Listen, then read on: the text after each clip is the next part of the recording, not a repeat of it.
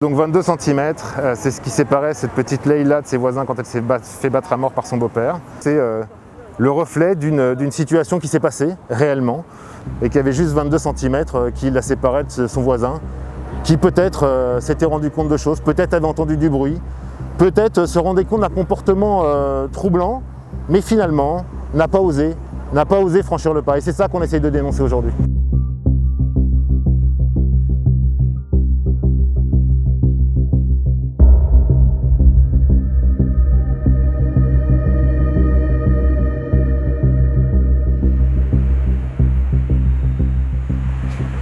On a fait cet événement aujourd'hui sur la place de la République parce qu'on veut faire prendre conscience aux Français que ce sont tous des voisins qui sont potentiellement à un mur d'un enfant qui est en détresse.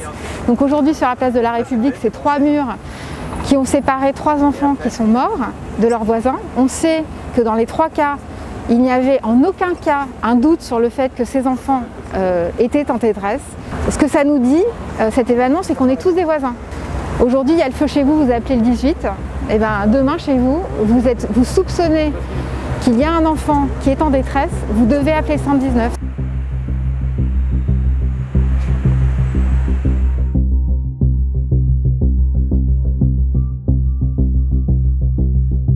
On a vu des signalements augmenter lors du confinement. Effectivement, les enfants et les femmes étaient seuls avec leurs bourreaux. On a vu que les enfants appelaient plus. On a vu aussi que les voisins appelaient plus. Et ça, c'est quand même une donnée importante. D'un seul coup, on avait l'oreille et on prêtait attention. Et ça, il faut continuer à prêter attention parce que, très clairement, le signalement va changer les choses. C'est vrai que de se dire pourquoi est-ce qu'un enfant il pleure, est-ce que c'est normal, pas normal, et du coup souvent on fait la sourde oreille et on n'ose pas. Voilà. Vous n'avez jamais appelé le 119 ? Non. Mais en voyant ça, Mais effectivement en voyant ça je suis interpellée parce que je me dis peut-être que des fois j'aurais dû.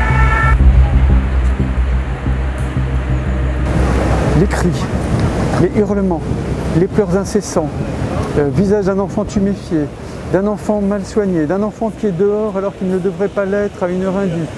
L'ensemble de ces événements-là doit conduire les voisins à parler, à signaler. On a des études qui montrent que l'impact des violences dans l'enfance et le retentissement sur la santé risque d'être très très important à l'âge adulte. Qu'on a un risque de toxicomanie, par exemple, par voie parentérale qui est multiplié par 10, qu'on a des risques d'addiction, qu'on a des multiplications, des risques de tentatives de suicide importantes, avec un risque que demain ils deviennent aussi agresseurs ou qu'ils deviennent victimes. Très clairement, les conséquences sont majeures et si on intervient tôt, eh bien, on va pouvoir protéger les enfants et faire en sorte que ces enfants ne soient plus dans des familles toxiques et soient placés dans des endroits où on prenne soin d'eux.